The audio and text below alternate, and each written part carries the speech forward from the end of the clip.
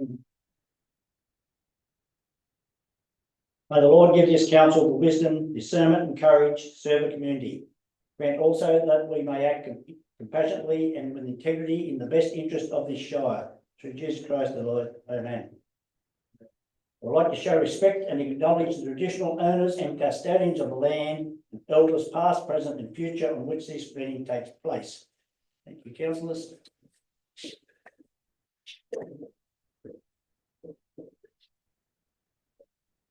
Okay, councillors, the full house tonight, which is great, and welcome to those in the gallery.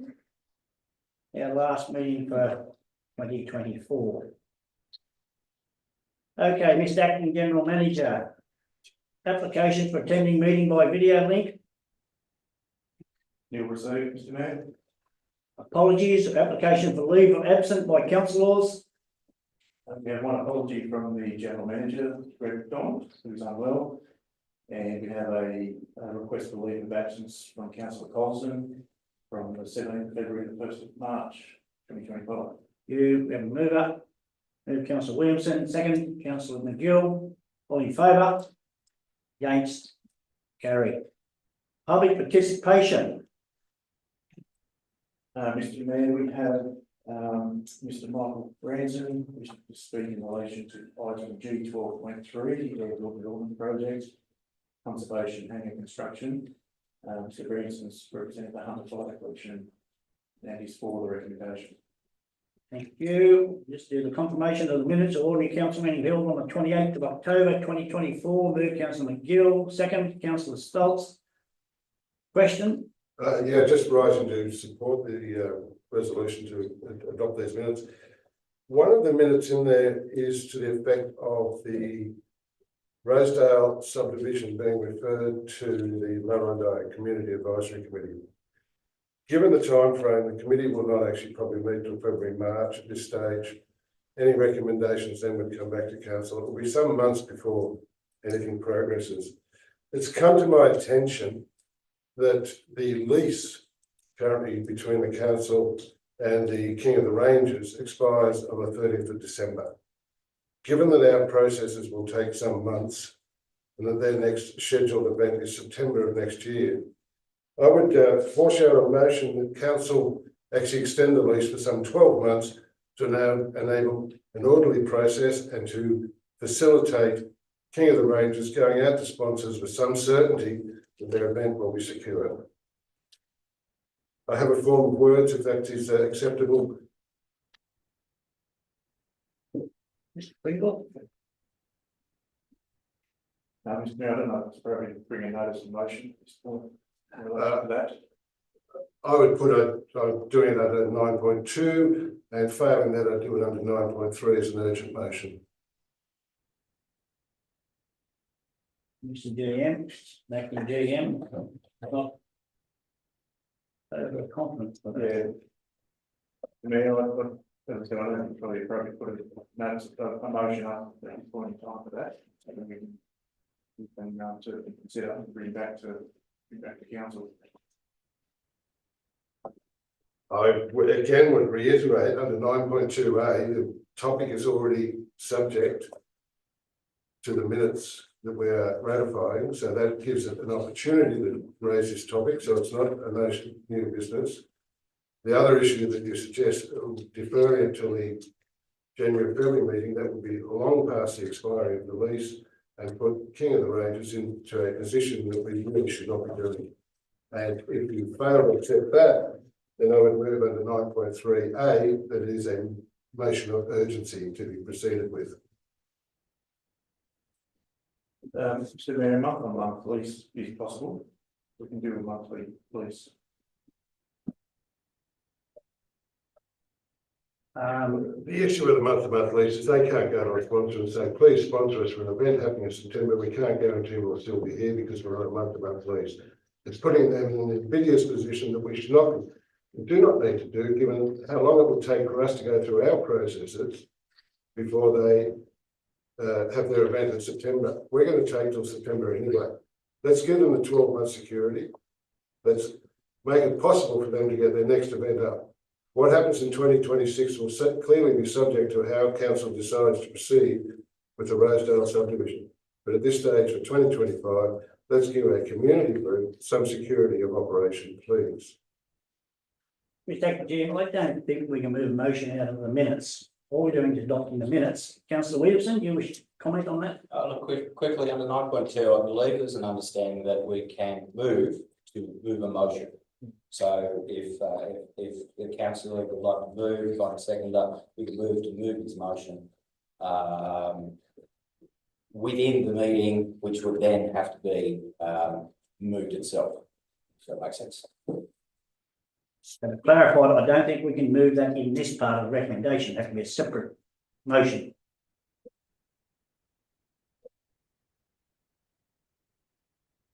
That would be correct. I don't think it really matters at which stage it's made. I don't think it's germane to the question. I don't think my respectful submission is that Councillor McGill and Councillor Williamson are correct in my view that the notice of motion can be brought. I know under 2, Councillor McGill says that it directly relates to a matter of the council, but even though it arises from the minute, I think that is probably an arguable position. Clause 9.3, business may be considered a meeting of council even though due notice of business is not being given to the councillors if a motion is passed to have the business considered at the meeting. The motion's been put. I think we can vote on the motion. I think that's the spot. I think so. Can I, and I'm pretty sure I can, I'll move the minutes as is, then we move the motion separately. Yes, I think that. I think that's the way to go. That would be acceptable. Thank you, Mr. Mayor. Okay, so councillors, we've got just the minutes in front of us, move as true and correct. Move Councillor Williamson, second Councillor McGill. No more questions, comment. All in favour? Against? Carried. Do you wish now, Mr. Councillor McGill, to do it now or somewhere along the line? You wish to move your motion now? If I may, Mr. Mayor, I would move that council notes that the lease between Upper Hunter Shire Council and King of the Ranges for the land at Rosedale subdivision site in Murrunner lapses on 30th of December 2024. Further, council resolves that the general manager is directed to extend the King of the Ranges lease for a further period of 12 months on current terms. I'd so move. Have I got a seconder? Seconder, Councillor Stoltz. Any questions, comment, discussion? I'm going through the man. This is kind of a little bit like nobody's ever had an opportunity. We haven't actually had a chance to discuss this. Would I be able to ask that we amend this, that we put the lease on for 2 months so we can discuss it after Christmas? As a move, but that's not an acceptable approach. Thank you. Okay, then, so we're going to move it a second to the original. So Councillor McPhee, you can put an amendment up. Yeah. With that. So clearly you wish to move for 2 months. 3, Mr. Mayor, I just think that it might be good if we actually had an opportunity to have a broader conversation about it. And this means that we're not taking it off the table. It just means that we could speak with the general manager about what the plans were for that and how he'd like to move forward. Just gives everybody an opportunity to kind of get on the same page. This is the first time I think many of us have had this conversation, they had this brought up, and I just think it might be helpful if we had another conversation about it in 2 months' time when we're all a bit further across the topic. Right, so I've got a second to Councillor McPhee's. Councillor McPhee's amended motion. Actually, I'll second it actually because I believe it's fair and reasonable with what's going on at Rosedale at the moment. So I'll second your motion. I'm not going to speak to it. So we're going back to the amended. We've got the first one moved, so we'll go back to the motion because we're going to move on a seconder. So those in favour of the amended, Councillor McPhee's motion. So Collison, Shields and McPhee. And against is Williamson, Stoles, Ryan, McGill, Fraser and Clout. Okay, we're going back to the original, which is up on the board, isn't it? Yes. All clear there for 12 months of current terms. Okay, all in favour of the original motion? Right. Councillor Clout, Fraser, McGill, Ryan, Shields, Stoltz and Williamson, and against Colson and McPhee. That motion is carried. Never done that one in 13 years. Thank you very much for your indulgence, Mr. Mayor. Okay, disclosure of interest, Neil, Mr. the Acting General Manager. Mr. Mayor, the one, application. Council fee. In relation to item G 12.2. The nominations for Australia Day, council fee, non-pecuniary interest. But as you know, several of the nominees through work. Thank you. Okay, council, go back to public participation, G 12.3 Airport Development Project. Conservation Hangar Construction, we've got Michael Branson from the Hunter Fighter Collection, for the recommendation. Michael, you come to the mic, please. You'll get 4 minutes, 5 all up, 4 minutes, you'll hear which is a minute to go. Thank you. Thank you, Mr. Mayor. The time on that. Ladies and gentlemen, thank you very much for the opportunity to speak in front of council. My name is Michael Branson. I'm the board member, secretary and treasurer of Hunter Fighter Collection, having been a long-term volunteer of the organisation almost 4 years now. I travel regularly to Scone from my home in Sydney, an almost 8-hour round trip, and I come up here to undertake these activities. I was invited to join the board basically to bring additional professional experience and expertise to the outstanding members that we already have on our board. I started my professional career as a chemical engineer before migrating to the financial and corporate service industry, having held senior domestic and international positions with global investment banks and international financial and corporate advisory institutions. This has proven to be very helpful and useful in accelerating the development and progress and achievements of HFC to date. Whilst I've not served in the military, I have an extensive array of family members who have and are, including my daughter who is currently serving as a pilot for the RAAF. My interest in HFC and Scone is deeply personal, as 2 of the aircraft of my father's World War II Spitfire squadron are currently under restoration here.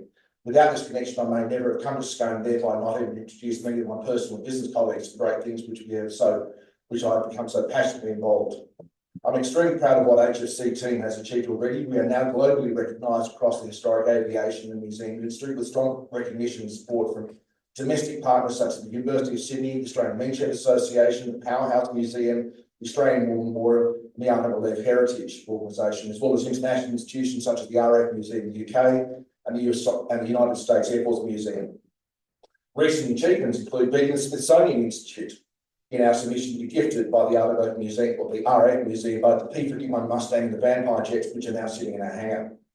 My board involvement does not extend back to when council, in partnership with HFC, made its grant application to the New South Wales government-sponsored Regional Tourism Activation Fund. However, my colleagues were principally responsible for much of the authoring of the vast majority of the content of that submission. It is apparent from the information provided to council both this and last month's meeting that the nature and purpose of the grant has not been made clear to you as councils to ensure that you are informed of the purpose and intended application of that successful grant. It is a clear omission that the important foundation material has not been circulated and reiterated in these papers. The project description set out in that application is for a conservation centre produced by HFC to extend the visitor experience of the Warbird Centre by enabling dedicated space for our experienced veteran and technical team members to perform the restoration and conservation of aircraft to be displayed in the Warbird Centre. The choice of the development hangar for its construction seems a nod and tangible link to our military and aviation history in Scone. Funds from, and therefore it merely is a type of construction, not the name of the facility. Funds from this tourism activation fund were not available nor intended to be used for simple commercial activity or occupancy, as is currently being proposed by parties who are responsible and signed off on that grant application within council themselves.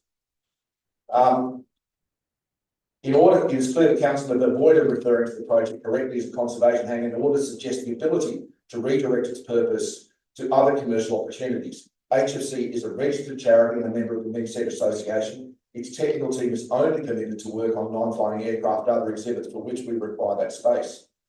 The intention of both the grants and of the HSBC's occupancy is that there should be no cost to council for project delivery and our occupancy. A fact that we have clearly articulated in writing to council staff and consultants on a number of occasions, including as recently as last week. HFC intends to meet its own utility, minor maintenance costs, and to ensure that the proper insurance coverage is taken out over the building and is fit out to protect both HFC and council. HFC, as a registered charity, has access to an increasing array of grant funding sources and sponsorships, which will enable increased amendment and usefulness of the conservation facility over time. Contrary to the representation set out in the agenda, HFC has stated that it is prepared to engage suitably qualified parties to install electrical supplied by council and to undertake the landscaping should the actual direct payment cost for which the funding has been provided proves to be insufficient. We remain at a loss to understand why this could be at all likely, since similar projects with quoted costs be provided to council indicating savings up to 50%. Council deferred the decision on approving construction of the hangar due to the expected reduction in earthworks cost of the leasable hangars would not be proceeding. No such update has been provided in the agenda. In fact, the project cost of the hangar has increased from the numbers used in November, even assuming the hangar was solely responsible for bearing all of these additional costs. I would also add, moving aircraft in and out of dedicated conservation facility upon termination of occupancy is a complex and costly exercise, as you know, because you helped us fund getting some of the aircraft up here, and it's not consistent with the purpose and intent of the funding for use of the conservation hangar. In conclusion, on behalf of HFC, I seek council support to do three things. Number one, as I said, I was recommending the approval of construction of the conservation hangar as recommended. I would also request that you defer consideration on the other recommendations regarding the terms of occupancy or empower council to start to agree terms consistent with the council's obligations from the grant application as a conservation centre, and instruct council staff and consultants to engage directly and openly with HFC as an involved key stakeholder with regard to design and fit out specification and costings within the funding envelope provided by the grant, a process which has not happened to date. Many thanks for your time. Thank you. Just stay there, councillors. Any questions? Councillor Fraser? So you premise your argument on the basis that the hangar is to be used for the purposes of the Hunter by the Conservation Trust. That's correct, isn't it? It was the grant application for tourism, the activation fund was there. The specific purpose was the conservation hangar to undertake the restoration and conservation of aircraft, which we make available, the static aircraft, which we make available to display in the Warbird Centre. The reason being, of course, that the workshop at the back of the current Warbird Centre is not adequate to do any of the work that we require to do on full-size aircraft. Is it a fair position that if the Warbirds Museum as it presently stands was not to remain in its present configuration, that the use of the Belmont hangar as a conservation hangar, as you would intend to use it, would therefore then become moot? Not necessarily, sir. We have many aircraft for which need to find a home if they are no longer occupied. It would still become an activation opportunity for tourism in the area, given that many people are interested in coming along and seeing the active work happening in conservation of historic aircraft such as ours. We have almost 14 aircraft of our own which would need to find homes to live in, many of which, as you know, council assisted in funding the transportation up to Scone and not into considerable cost. Is it then your intent that the Belmont hangar would operate as its own museum, independent of the Warbirds display? No, because it would be under limited circumstances available for visitor attendance because of the OH&S issues associated with operating machinery and so forth within that facility. We need to be mindful. It is an opportunity under supervised tours to do that. And certainly that was part of the reason for doing so. It provides people an opportunity to see how aircraft are worked on, but in a safe environment, which must be mindful about the risks associated with having members of the public if that was to occur. None of those plans have gone through in any greater detail other than those that were set out in the grant application.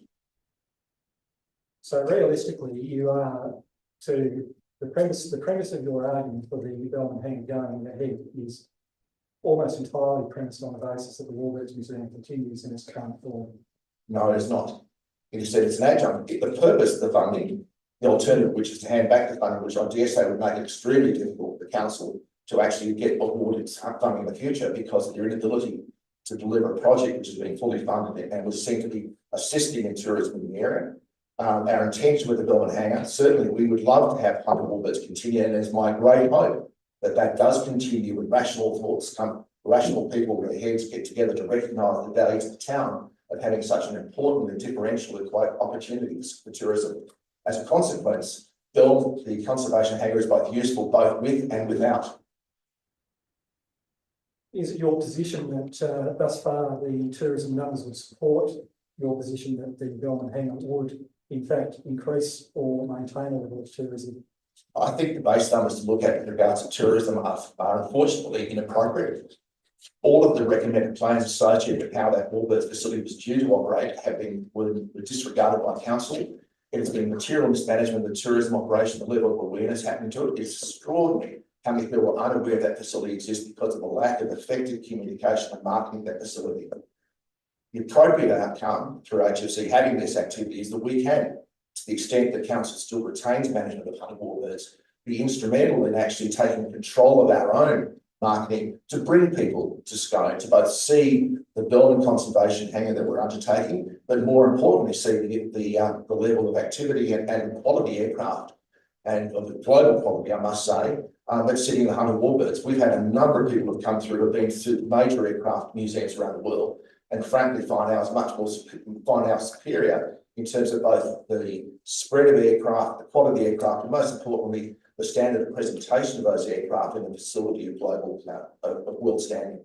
Have those friends by any chance expressed a desire to bring friends of theirs, perhaps to bolster the numbers? Yes, they have. I mean, I bring up many people through. I have old cars. I bring up people through that. I bring up people that I know through business colleagues. In other words, it's a case of just people getting to know. The lack of marketing and awareness is extraordinary.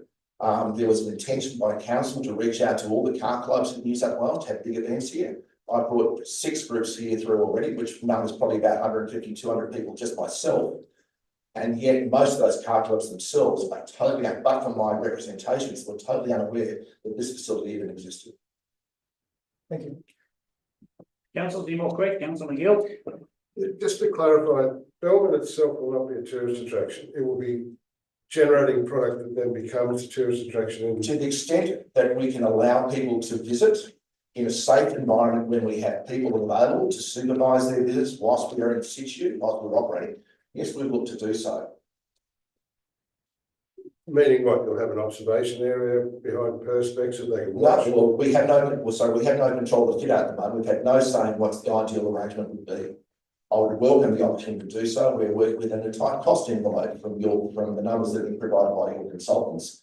And as a consequence, we have to work within the restrictions available to us to make it a safe environment for both our volunteers and also those people who may wish to visit it. We will do so as we've done so with Hunter Warbirds, what we've done with our own workshop area, ensure that we meet all of the safety guidelines and requirements of OHS. And in fact, our OHS requirements are far more extensive than were made available to Hunter Warbirds staff themselves. And in fact, much of what we've done through our people have been actually taken on board and used for technical facilities. And previously we've been told that you'll have no fuel in that hangar, so presumably Our static aircraft only, we don't have fuel. We have no intention of having any. All the aircraft that will be maintained in flying nature can have to go across to somewhere else. We can't do that. We are not licensed to do that. We have no right to do that. Thank you. Councillor Ryan? Thank you, Mr. Mayor. Thanks for your presentation. Just wanted to go back. I know you only had 5 minutes and spoke quite quickly, and I probably missed a couple of points there. I just wanted to seek some clarification, if I may. You mentioned that some elements of the report presented by council were in conflict with your expectations. Correct. Is that okay? Correct. Could I just get you to reiterate what they are? Councillors? The point was that we did not represent that we would meet the fit out costs and landscaping on an unconditional basis as set out. We said we would, to the extent that the transparent direct cost of the projects were in excess of what the budget funding was, we would find the resources to get the electrical installation taking place of the equipment provided and do the landscaping. That was what was requested for it. That's what we did. What is put in the agenda says it's an unconditional obligation that we do that. That's not the case at all. Okay, so thank you. So to follow on from that, how does that reflect with regard to the proposed lease arrangements, which is, I'm just referring to the actual motion itself, or the recommendation, sorry, that's been made to council. It basically says obtain a signed agreement from the Hunter Fighter Collection, committing them to a 5-year lease to the completion of the project. My personal view is 5 years is an inappropriate length of time for a facility of this nature. If you start putting aircraft in there and start putting specialised equipment that's associated with that restoration, it takes years to accumulate, it takes years to move on. The nature of the facility is a conservation hangar. My recommendation is that we have an occupancy agreement that allows us to stay there whilst those facilities are still required in the area. Okay, So not a lease agreement, we're not subject to those terms because it's not appropriate. We will hold that facility was the nature of that facility and the nature of the grant funding was that the council would not be out of pocket. They are not being out of pocket with regard to the capital cost. They are not being out of pocket with regard to the operating cost of that facility whilst we're there. We will continue, we propose, sorry, to meet the utility cost and the insurance costs associated with our occupancy of that building to protect both ourselves and council. okay, so I'll make a comment now rather than a question if I may. To better reflect the expectation, this really should say that there would be, rather than a signed agreement in the form of a lease, it would be an occupancy agreement. But I think the fundamental principle it's trying to be achieved here is that there actually is no cost to council should this project proceed. And I guess it's how council gets security over that. And that's fine, we're happy to work through it. The moment, the only opportunity we've had to discuss this is through these meetings. We've actually had no sit down with anyone in council talking about the nature of the grant in the first place being for a conservation hangar and how best that is best reflected in the terms of agreement and the way in which we can protect council about outgoings. We've done it in writing. We've certainly got term sheets which we're very happy to sit down and discuss and share with you. But my recommendation said tonight was let's go ahead. Please, councillors, go ahead with the construction. You have the funding for it. The funding should be less. The earthworks should be less. The water retention cost should be less because you're not building leasable hangars. I have no idea why it's costing so much. And in fact, the numbers have gone up. I would even note that the workshop costs that were approved last month, the project was to go ahead. The numbers that have been submitted this month show a $100,000 increase in that number from what you approved last month. So I just don't understand. I have no faith in the numbers being presented at all, but I do have faith that the $1.485 million that has been given to council to do this is more than adequate to construct, design and execute a project that is fit for purpose for both council's long-term views and our needs as well. I think that's entirely feasible through that exercise. And I think that should be the objective today, and then defer how we codify the agreement to provide certainty that council is kept whole, was not out of pocket water point through our occupancy and use to help and assist in the growth of tourism in this particular part of the Upper Hunter. Okay, councillors, any more questions? Councillor Stolz? Thanks, Mike. In regards to council not being out of pocket, obviously that's a very serious consideration for us. We've got to answer to the wider community, and if you have a look at page 96, I mean there is already a shortfall there of some 158,000. So I'm not sure. Yeah, as I said, I have no faith in the numbers because the project cost itself has gone up from the numbers last month. Even if you assume that all of the earthworks costs last month, which should have covered over twice with the floor space, have been fully allocated to us. We've now got an increase of like $50,000. So number one, the numbers should go down. The project, that number itself is still less than $1.485 billion of what's been funded. So as I said, I'm very comfortable the project should be delivered in the envelope. We've had two costed quotes for similar projects on that similar part of land, the same level of underlying land issues. And those costs have come in as low as $800,000 or less than that. So I do find it absolutely extraordinary that we've got numbers that are so dramatically above, and we've had no transparency or ability to actually look through that. I've worked on many large infrastructure projects through my investment banking background, and I'm horrified to see the lack of quality and diligence that got into these numbers that even last month didn't balance. thank you. Okay. I've got something. Councillor Green? Thanks for your insight there, Michael. I'd actually like to say that I'm sure the numbers have got some merit to them, and I'm guessing when we get to the agenda item, we'll be asking for that clarification, because I'm sure that they haven't pulled these out of a hat. They would have come from somewhere. So I'd like to reserve a little bit of judgment on that, please. And I think, can we do that when we get to those points, please? Yes. Thank you. Okay, no more questions? Thank you, Michael. Okay, councillors, back to page 17 of your agenda, the minutes of the Corporate Services Committee. Mover. Third, councillor Shields, second, councillor Cloud. Questions, comment, discussion? All in favour? Against? Carried. The Infrastructure Services Committee, page 23. So moved. 22, sorry, move, councillor. Second. McPhee.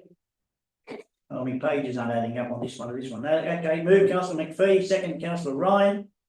Questions, comment, discussion? Councillor McGill.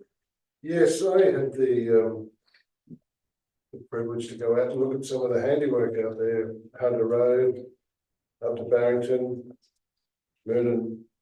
And whilst I'm not an expert in road construction, Ryan, I would pass on to your crew, congratulations, the work looks immaculate. I think we're doing the right job there. And I think the rest of the Shire is looking forward to the day you're finished, so we can move on to another suite of roads somewhere else. Which brings me to probably a very sad moment. Between Scone and Murrurundi, in the last 2 years, we've had 4 major fatality crashes. As part of the process, either the police or the Transport for New South Wales are diverting people around the accidents via Carnwell Road, Waverley Road, through Gundy. We all know as locals that there's at least 20 k's of dirt out there. It's completely inappropriate. It's a local road. And as part of the infrastructure committee, I'd be calling on the mayor to write to the Minister for Local Roads, to write to the Minister for Regional Roads, the Transport for New South Wales either to fund the fixing of another road in the Shire, being Waverley Road, or stop using it as a detour. Thank you. Through you, Mr. Mayor, we already do that and we get told no. Got to do Yeah, it. just on that, I mean, that's not part of the minutes, but it's certainly something that can be brought to the infrastructure meeting. In the new year, so probably something to bring to the infrastructure meeting and put a recommendation, and that'll put it in the minutes. Thank you. Any more questions, comment? Councillor Ryan? Yeah, thank you, Mr. Mayor. Just a quick one. I just wanted to reference the last item in the minutes, which was in relation to the water testing results for Merriwa and Cassilis. And obviously most people, I expect, would be aware that they have been published. I just wanted to reconfirm that. So there is quite a full suite of reports and results that are available. I'm sure that if people wanted to look more closely at those and ask questions, that they'd be more than able to get a response to that as well. Thank you, councillor Ryan. No more questions, comments, discussion? All in favour? Against? Carried. Over to page 27 is Environmental Community Services. We better do these individually. Number 1 is to adopt the minutes. Move, councillor McGill, second, councillor Cloud. Questions, comment, discussion around it? All in favour, show of hands. Passed. Number 2. I won't read it out, you've got it all in front of you. The further development of that application of that deed. So moved. Move, councillor McGill, second, councillor Williamson. Questions, comment? All in favour? It's carried. 3, endorse the draft community participation plan with the amendments. Move councillor McGill, second, councillor Clout. Questions, comment, discussion? All in favour? Against? Carried. 4, construction of a rural shed. Move councillor Williamson, second, councillor McGill. Questions, comment, discussion? All in favour? Against? Carried. 5 is approved development application consolidation of lots in High Street and Bunnan. Mover, councillor McGill, second. Councillor Fraser. Questions, comment, discussion? All in favour? Against? Carried. Thank you, councillors. We move over to the Upper Hunter Weeds Authority. Move up. Move councillor Fraser, second councillor McGill. So you just skipped environment, I can, we just went through each one. no environment. Oh, sorry, Mark. Sorry. Yeah, sorry, move on. Upper Hunter Weeds Council, moved by councillor McGill, I think, was it? Second by councillor Fraser. Questions, comment, discussion? Just, Councillor McGill. Note for the benefit of the other councillors that the mayor was actually elected as the chair of the Upper Hunter County Council. So congratulations, Mr. Mayor. Thank you. Thank you, councillor McGill. We've got a lot of work to do on that Weeds Authority, I can tell you. I've got my garden life ready. Thank you. All in favour? Against or carried? Over to page 48 is the Audit Risk and Improvement Committee. Gonna move up, councillor Williamson, second, councillor Clout. Any questions, comment? All in favour? Against? Carried. Over to page 54 is the Arts of the Upper Hunter Board. Move councillor McGill, second. Councillor Stoltz. Questions, comment, discussion? Councillor McGill. Yes, I've had the honour to be on this board, and I thank the council for giving me that appointment.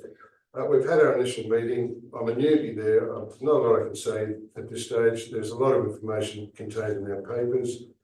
Suffice to say, one of our staff, Jackie, has stayed on as chair of the organisation. Given corporate memory, we didn't wish to disrupt that arrangement. But I'll be following them, and we're on a quarterly meeting, so we'll hear some more from them in the future. But I think that's Upper Hunter has a lot to offer the community right across a number of shires. So thank you. Thank you, councillor McGill. All in favour? Against, carried. Over to page 86 is the Code of Conduct Complaints Stats Report. Mover. Move councillor Shields, second. Councillor Williamson, questions, comment, discussion?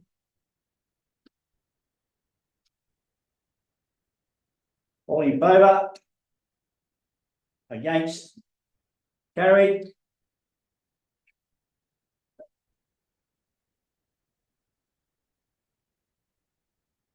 Over to page 92, G 12.2. Could someone move to suspend the standing order this till the end?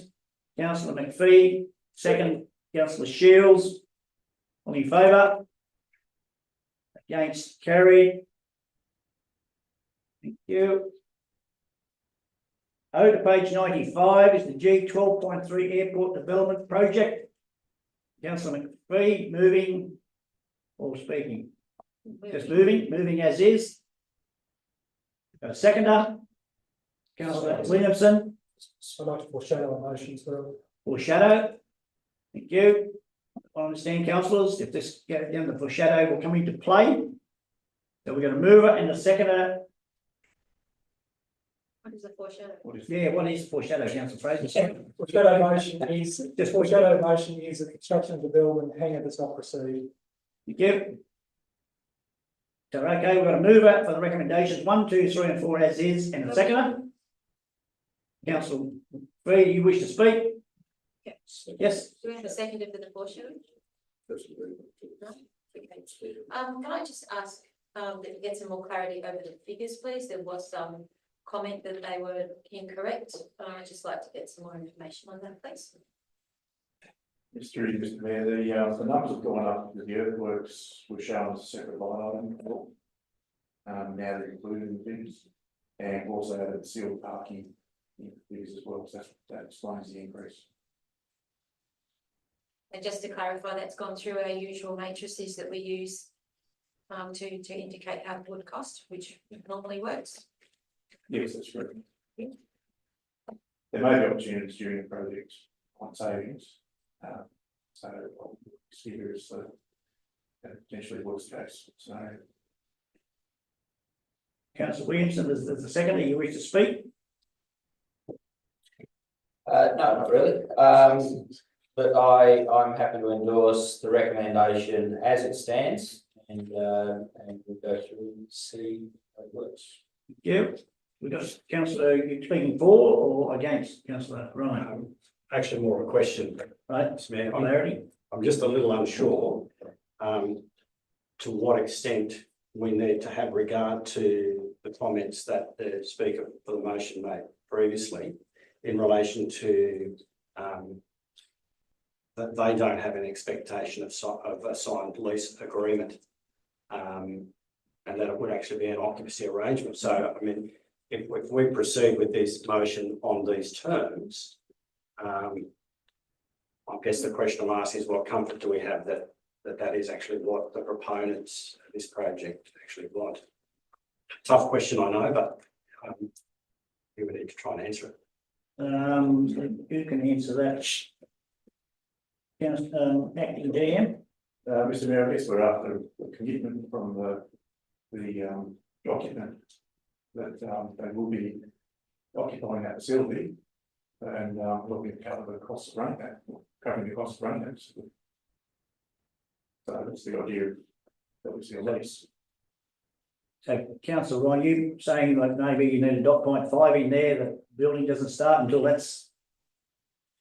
I just feel that that we have a strong proponent for this project and we might be at odds with their expectations and our expectations. And if there is a contingency from item, say 1 through 2, and that's not their expectation, where does that leave council? That's my question. Through you, Mr Mayor, could we amend it? I mean, I can amend it, can I not? Because I moved it. Could we look at number 2 and say something like obtain a signed agreement committing to something that says that it's an agreement that is positive for both or something like that, which leaves it open for some type of negotiation. It's your motion. Mr. Mr Mayor, we have been advised that they will enter into the lease. Shall we leave it as is then? Yeah, I'm happy with that. The tenants. At least it did come in. So councillor McPhee, you're happy with your original motion? Okay, remember council, we can only speak once. Well, I'm at the end, I can't. Yeah, that's the stage, so you closed off now. No, she hasn't closed up. Well, didn't you just speak to by no other speakers? No, No, you didn't call that. Oh, well, okay, can we just turn all the mics off until we wish to speak? Councillor Fraser, off please, your mic, a minute. I wish to speak. Just, excuse me. So we've got the move, we've got the seconder, we've had the speakers for, now you wish to speak against the recommendation. I wish to speak on a number of aspects of it. My first concern is that quite frankly, building this thing is building another white elephant and what not to build. I appreciate that we have grant funding for this and that the grant funding will cover the building of this development hangar. However, the proposal is that the development hangar is to be built. From what I can see, the sole purpose of this is to house the Hunt Fighter collection, but then to do restoration work. The point of them doing restoration work is to feed aircraft into the Warbirds Museum.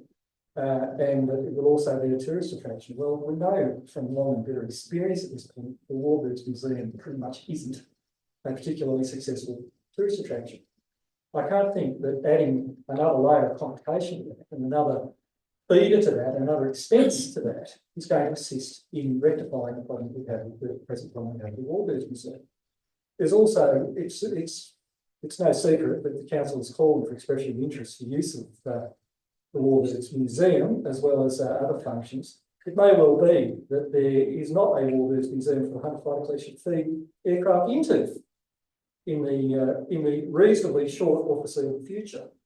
On that basis, I say that this is an unwarranted expense and it's an unwarranted construction project. I also note the comments of the speaker tonight, which fills me with grave concern about the approach the Hunt Fighter collection is going to have to the occupancy of this building, but they're not particularly interested in all this.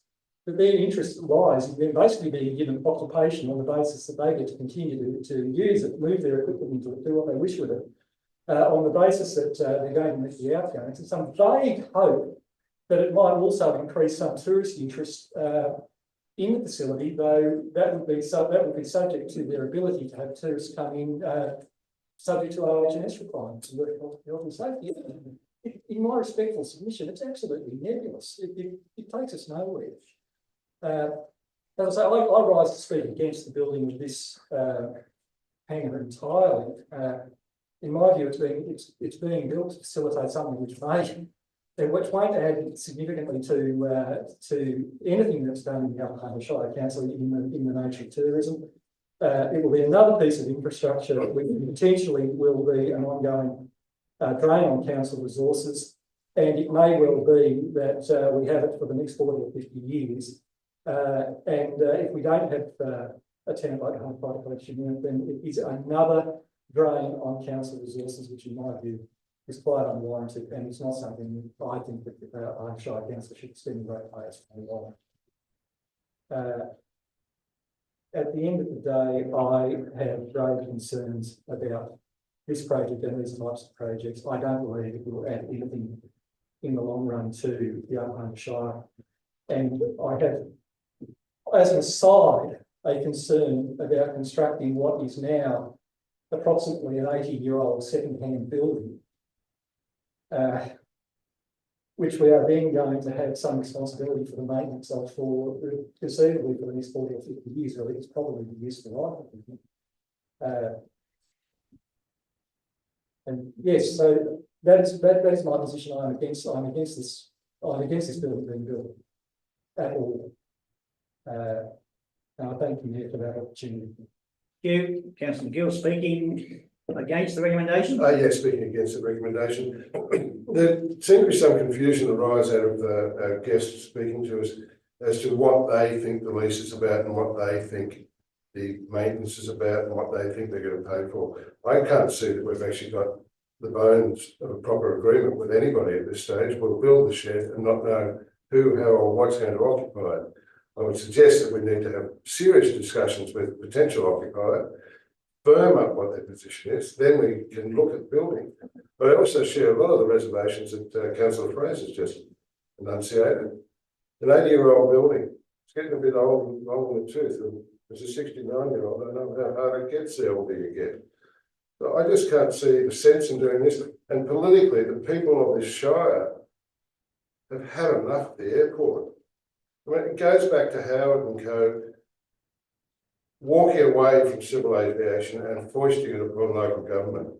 This shire is not in a position to start pouring more and more money into that airport. It doesn't matter if we've got the grants to build this building. We know it'll either go over budget or the operational expenditure will never be met, and further drains upon our scarce resources will continue to happen. I completely oppose it. Thank you. Any more speakers? Councillor Stoltz, for or against? Against, Mr Mayor.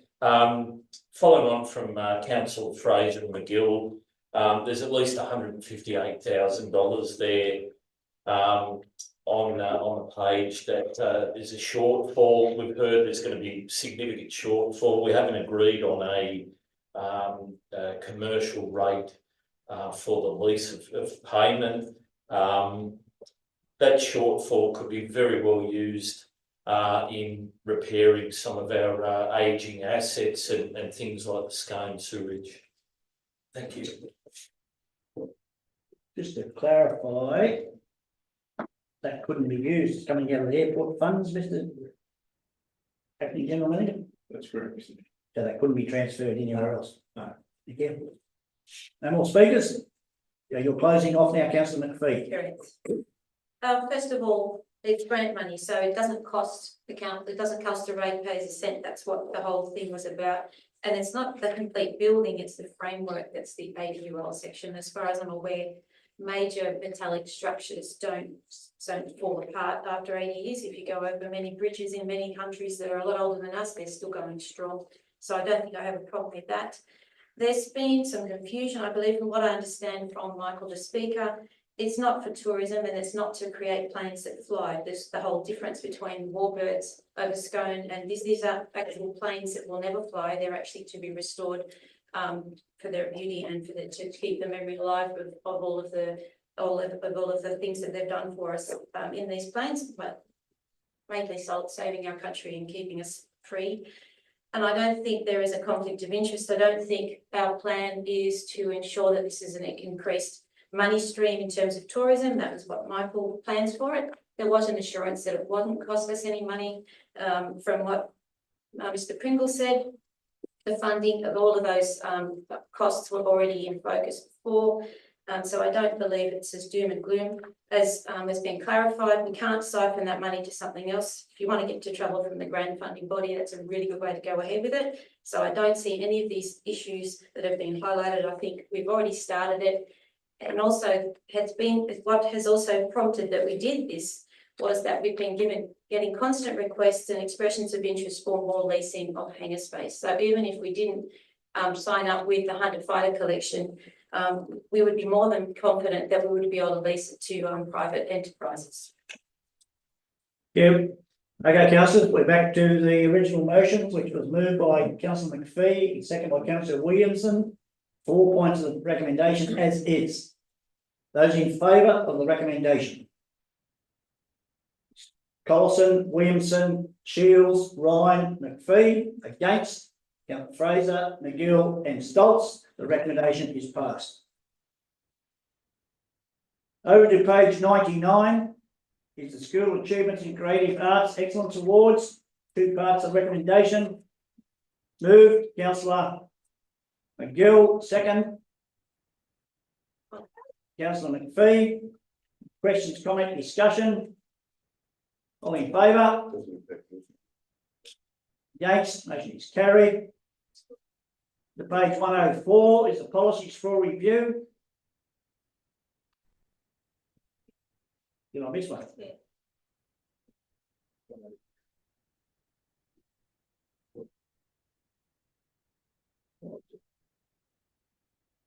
Right, it's a January. I dispense with the January 2025 ordinary council meeting. So to move up, move Councillor McGill, second.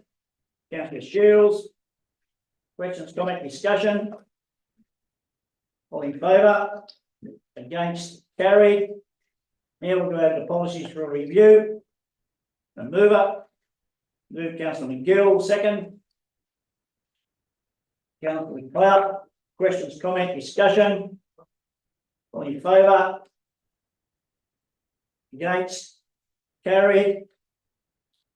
Over to page 115, proposed road names for Gundy Road Scone subdivision. 2 points of recommendation. Moved. Moved, Councillor Williamson, second. Councillor McPhee. You wish to speak, Councillor Williamson?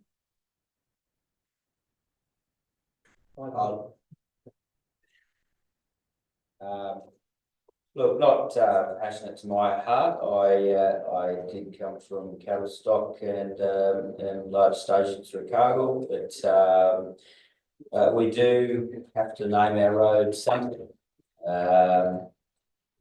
I think the rural aspect of these names are congruent with the development of Scone as a rural space, and there will be plenty of other roads in this development if it does take hold to discuss further names, which will probably at some point run out of options. Councillor Williamson. Any other speakers? Councillor Fraser. So I speak against this motion. The proposed names are cattle stations. They really have no, in my view, association with Scone or the other Hunter Shire. They're just named cattle stations. I think that really the proponent ought to go back to the drawing board and come up with something a little more suitable and in line with the aim of the aims of the Upper Hunter Shire, one of which being aligned to some large degree with the horse industry. That's just a suggestion. However, I'm against the naming of these roads just after the cattle stations somewhere in Australia. I mean, we could have the Victoria River Downs road, which is a large cattle station in the Northern Territory and has absolutely nothing to do with the Yellow Shire. On that basis, I pass the motion. I'll just take that for a comment. Councillor McPhee. Can I just add that there are a great deal of cattle farmers around the area as well as sheep farmers. We're not all on horses. I'll just make a comment. I mentioned before, there's roads out the race course under horses' names that weren't born and bred in Narrabundah Shire. So, we're going to move in a second. Any other speakers for or against? If not, I'll put the recommendation as is. Those in favour? Colson, Williamson, Shields, Ryan and McPhee. Against? Oh, sorry, councillor Clout for? Yes. Against is Fraser, McGill and Stoltz. Motion is carried. Notice of motion water supply at Cassilis. Moved by councillor Ryan. Going to move up. Move councillor Ryan. The seconder. To open debate is councillor Clout. Councillor Ryan, you wish to speak?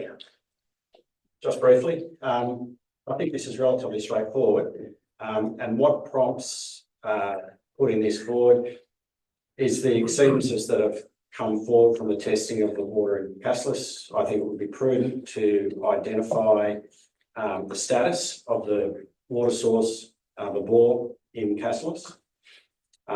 Its exceedances around calcium carbonate. In speaking with some of the locals, they have a view that the existing bore there could work very well be compromised, affecting the status of the water. So that's one of the primary reasons for requesting it be reviewed. And the second leg of that is that it would also, I think, be prudent to benchmark the quality of that water. That there is some anecdotal evidence to be proven that there are comparable sources not too far away that produce slightly better quality water. And I think it's simply a case of getting permission from landowners that are adjacent to the village and comparing that. It would be worth doing. So I think the recommendation that comes from this motion from council is relatively straightforward, and I would commend it to my fellow councillors. Thank you, councillor Ryan. Any other speakers for or against councillor McGill? Look, I'd just like to rise and support councillor Ryan in this motion. I think it's really vital that we do everything in our powers to ensure that we can deliver the best quality water to our residents right across the Shire. We've obviously already identified that Cassilis there are issues. This may come some way to finding a solution. And if it doesn't, at least we've tried, we've looked for some sort of solution. Something that hasn't cropped up in the debate much to date is the impact that water quality has on kidneys. And anecdotally, the pharmacists in Merriwa, Murrurundi, certainly in Townsville, they are reporting higher than expected incidence of kidney stones. A lot of that is attributable straight back to the water quality. So the best we can do, it's not only about the taste, it's about the health outcomes from our water. So I support this motion. Thank you. No speakers, councillor Stoltz.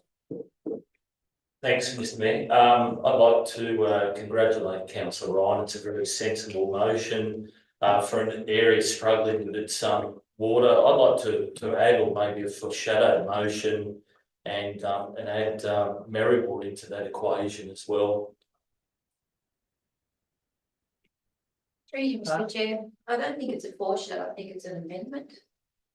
Yeah, you could ask councillor Stoltz, you could ask the mover and the seconder to add that to the motion. Councillor Ryan. I'd be reluctant to make an amendment like that, and I do have a reason, and that is that I think the circumstances of Cassilis and Merriwa are different, and having made an inspection of the water treatment facilities in Merriwa and the other investigations that are happening concurrently, I think it serves its purpose.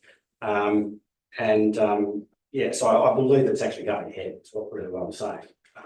So And speaking with the community at Cassilis, they were also of a view that to some extent they do want to decouple their position because I think their circumstances are different.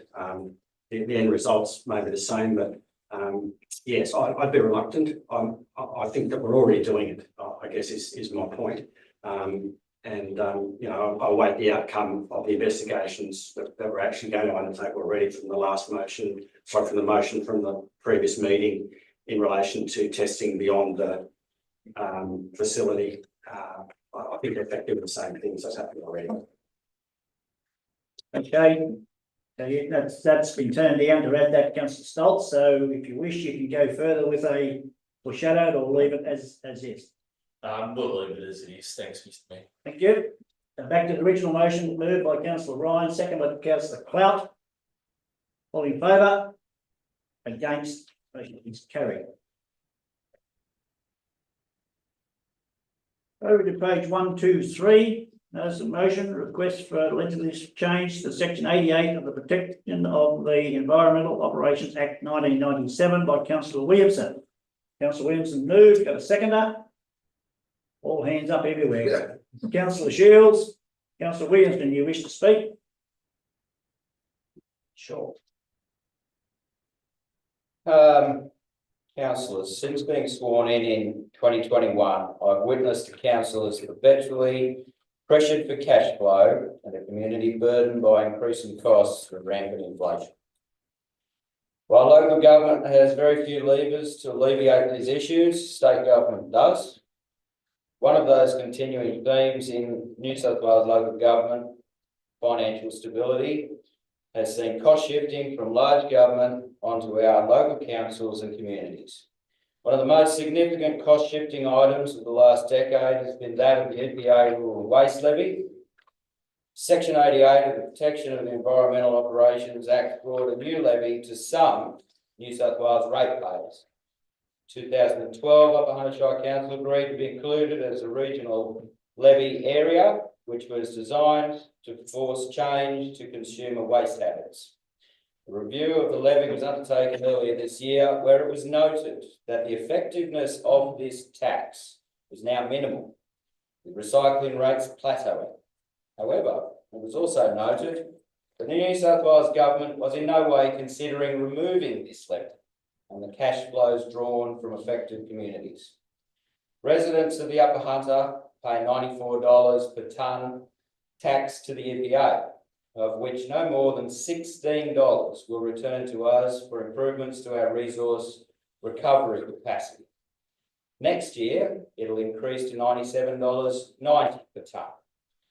It's become a cash cow to the general revenue account of the New South Wales government, and the Upper Hunter Shire is contributing $1,321,365 to the EPA in 2023-24 alone.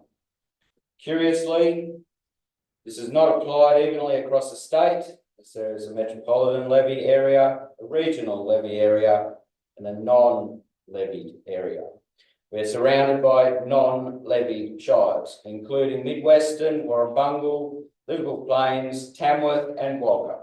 Similarly, residents of both Bathurst and Lithgow Shires do not pay a rural waste levy, and we are the most western area to have signed up for this scheme.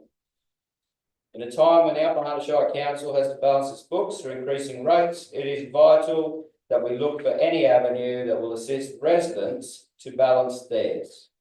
Councillors, I believe our council should be exempt from this levy and ask that you might support my motion to contact relevant ministers for consideration in this matter. Thank you, councillor Williamson. Second, councillor Shields. Any other speakers? Yes. Councillor Fraser, for or against? Oh, very much for. In fact, I might have missed my opportunity, but I wanted to offer an amendment, as I circulated to councillors previously, to add item 3 to the motion, that the mayor to actively lobby the named addressees, being Penny Sharp, Paul Scully and Dave Lazell, on the points raised in the letter and report back to council in March 2025 with respect to his efforts and any feedback or results from his discussions. I add that because I note that this, a letter in similar terms has been sent on 3 different occasions prior, and there's been a disappointing response. I think it would be appropriate for us to send our mayor to the appropriate addressees of this letter to lobby personally to bring the point home. This is important. It is something that would be a benefit to the Upper Hunter Shire and particularly to the residents. And on that basis, I propose the amendment. I'd ask you to support it. Councillor Williams, are you happy with that at dot point 3? Yep, I'm happy And the with it. seconder was Councillor Shields, you happy to add dot point 3? Yes. Which will be that, just add that the mayor will actually visit face to face. Pack your suitcase. Pack your suitcase. Back to suitcase. That'll be depending, of course, it's very hard sometimes to get a meeting with them, they often send next to kin along, but anyway, we will endeavour to catch up somewhere. Thank you. Any more questions, comment? Yes, Mr. Mayor, Councillor Shields, just stand please. yes, couple of weeks back, the Upper Hunter, the Legislative Council released its committee on state development and on the ability of local governments to fund infrastructure and services. And one of the big points in there was the amount of cost shifting that councils have had to endure for some considerable time. And I fully support Councillor Williamson's motion. And I note that in this last financial year, the amount that we're getting back has actually dropped from 16.6% to less than 10%. So I fully support the motion. Thank you, Councillor Shields. No more questions, comment? All in favour? Against? Motion is carried. Over to page 127 is the notice of motion, return and earn facilities in Marundi and Aberdeen. Moved by Councillor McGill. Got a mover? Move Councillor McGill, second Councillor Stoltz. Councillor McGill, you wish to speak? I think the resolution as written out explains exactly where we want to end up. The return and earn has worked. We're all paying the extra 10 cents on everything, but the people of Aberdeen and Marundi are not getting access to a facility where they can actually get that 10-cent refund. So I think this is vital for us to move forward. I believe we've got the populations, and I certainly, speaking for Marundi, there are a number of locations where this could be situated either around Wilson's Oval or around the swimming pool. So there's land that council has that could facilitate the establishment. Thank you. No more questions, comment? Councillor McPhee. I think it would be fantastic if we had return and earn facilities in every hub. I just wonder whether they would, because it's a private company that actually expects to return and earn as well. I just wonder if we would be successful in their smaller hubs, but I would certainly support that we ask them if they would be interested. Any more comments, question? Yes, Councillor Shields. Yes, Mr. Mayor, in terms of smaller hubs, Aberdeen is actually larger than Merriwar, so I think I think that's that just doesn't seem to me to be a logical argument. Thank you, Councillor Shields. Look, I think it's great. We did a lot of work. Matt will realise that at Merriwar, we've got a lot of trips out there, and a lot of discussion, a lot of back and forth, and success at the end. Just to give Councillor McPhee some solace, enter into discussions. We can't preempt the outcome of those discussions, but we've got to start. Okay, I'm sorry, thank you. no more questions, comment? All in favour? Against? Motion is carried. We move over to page 128, questions with notice. We'll just go through, as we know, councillor, it's not for debate, it's only for clarity. So Councillor Fraser, it's got the question and a response. Councillor McGill. Councillor Williamson, Chair, I wish we could discuss the outstanding rates, but I know that we can't. you can't.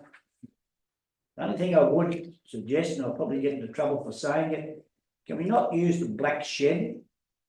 When we do, I know the community does, but a return service and mightn't be overly pressed with calling Warbirds a black shed. With respect, Mr Mayor, if that's the case, then ought we not to try to return the name of the Scone Airport to the Scone War Memorial Airport as previously always been known?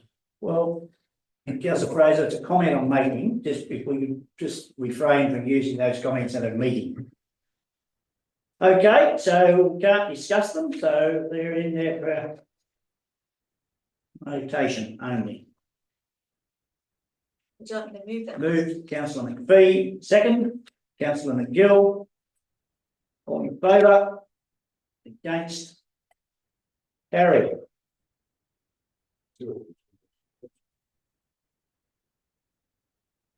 Okay, we move over to the report from the 2024 New South Wales Annual Conference. Councillor Stoltz attended. I think everything's there. We thank him for his feedback there. And you wish to speak with Councillor Stoltz, or are you happy with the report? Mr Mayor, happy with the report. I think it was a valuable excursion. We've got to speak to a lot of mayors and GMs and CEOs from other areas. One general consensus was all the regional councils are hurting financially and all are suffering from the lack of financial assistance from the government. So we're all in the same boat. I'd encourage other councillors next year to attend. It is certainly worthwhile. Thank you. I should have got a move and a second there first, but Councillor Stoltz, no doubt you'll move it. Move. And second by Councillor McGill. Any other questions, comment? All in favour? Against? Carried. Did I have to do something for you, Ms. Councillor McGill, before we? Nice. No, you did yours, didn't you? Yep. No, that's fine.